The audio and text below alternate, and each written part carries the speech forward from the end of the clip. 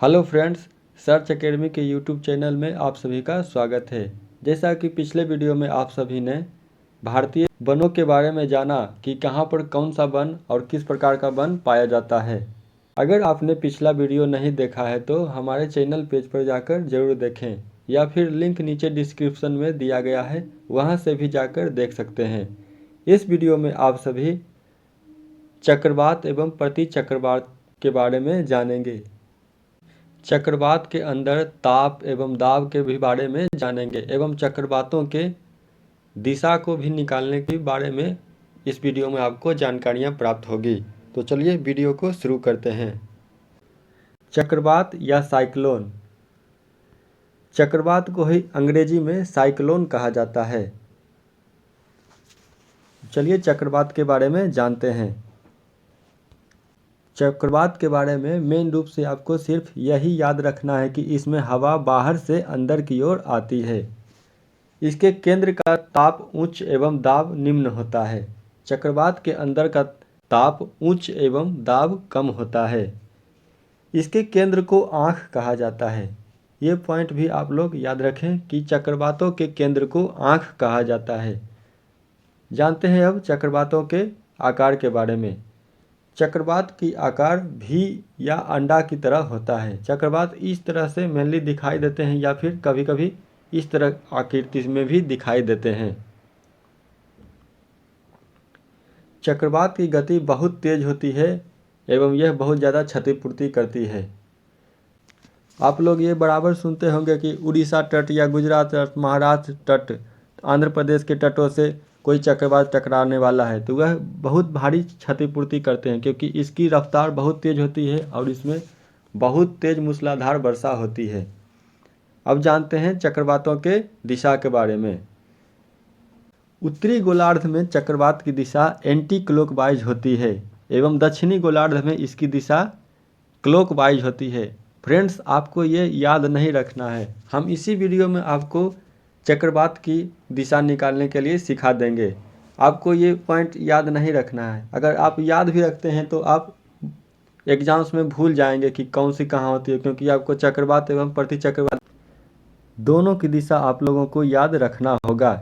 इसलिए आपको कॉन्सेप्ट पर ध्यान देना है कि इसकी दिशा को किस प्रकार से निकाला जाता है। तो चलिए इसकी दिशा के बारे में जानते हैं।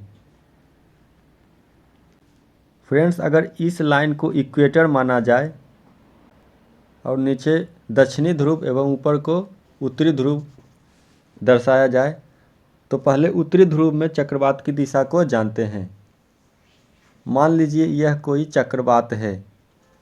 आप लोगों को मैंने पहला लाइन बताया था कि चक्रवात में हवा बाहर से अंदर की ओर आते हैं, बाहर से अंदर की ओर, बाहर से अंदर की ओर और बाहर से अंदर की ओर। बस आपको सिर्फ इतना ही याद रखना है कि चक्रवात में हवा बाहर से अंदर की ओर आती है। आप तुरंत इसका दिशा का निर्धारण कर लेंगे।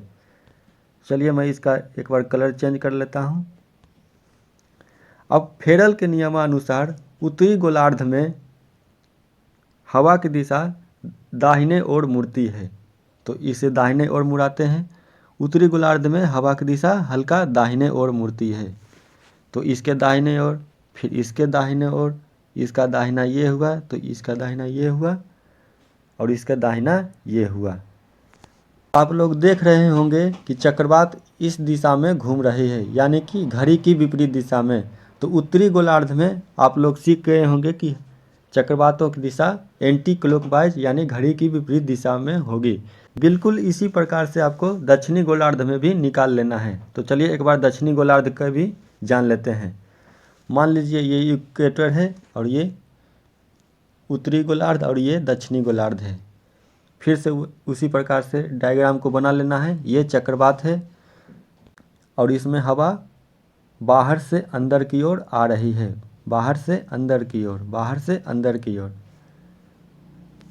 फेरल के नियमानुसार दक्षिणी गोलार्ध में हवाएं अपने बाएं ओर मुड़ती है। तो चलिए इन हवाओं को बाएं तरफ मोड़ते हैं। तो इसके बाएं ये हुआ, इसका बायां ये हुआ, इसका बायां ये हुआ और इसका बायां ये हुआ। तो आप लोग देख पा रहे होंगे कि दक्षिणी गोलार्ध में चक्रवातों की दिशा क्लॉकवाइज है, यानी घड़ी की दिशा में। तो आप लोग सीख गए होंगे उत्तरी गोलार्ध एवं दक्षिणी गोलार्ध में चक्रवातों की दिशा को निकालने के बारे में। चलिए अब प्रति चक्रवात के बारे में जानते हैं। प्रति चक्रवात, जिसे अंग्रेजी में एंटी साइक्लोन कहा जाता है, इसमें हवा केंद्र से बाहर की ओर जाती है। आपने पहले जाना कि चक्रवात में हवा बाहर से केंद्र की ओर आती है और प्रति चक्रवात में हवाएं केंद्र से बाहर की ओर जाती हैं। इसके केंद्र का ताप कम होता है एवं दाब उच्च होता है। प्रति चक्रवात चक्रवात के ठीक विपरीत होते हैं। चक्रवातों में जहां ताप केंद्र में उच्च होता है एवं दाब निम्न होता है, इसके विपरीत प्रति चक्रवात में केंद्र का ताप कम एवं दाब उच्च होता है। जहां एक ओर आपने देखा कि चक्रवात की गति अधिक होती है एवं इससे काफ़ी क्षतिपूर्ति होती है, वहीं इसके ठीक विपरीत प्रति चक्रवात की गति कम होती है एवं इससे क्षति नहीं बल्कि मौसम साफ हो जाता है। अब प्रति चक्रवात के दिशाओं के बारे में जानते हैं कि इसकी दिशा उत्तरी गोलार्ध एवं दक्षिणी गोलार्ध में क्या होती है।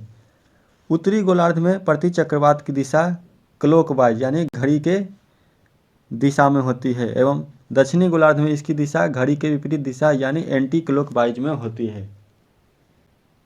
तो आप लोग वहाँ पर सीखे कि चक्रवात में उत्तरी गोलार्ध में इसकी दिशा एंटी क्लॉकवाइज होती है, वहीं उत्तरी गोलार्ध में प्रति चक्रवात की दिशा क्लॉकवाइज होती है, बिल्कुल चक्रवात के ठीक उल्टा। तो चलिए इसकी दिशा के बारे में भी एक बार जान लेते हैं।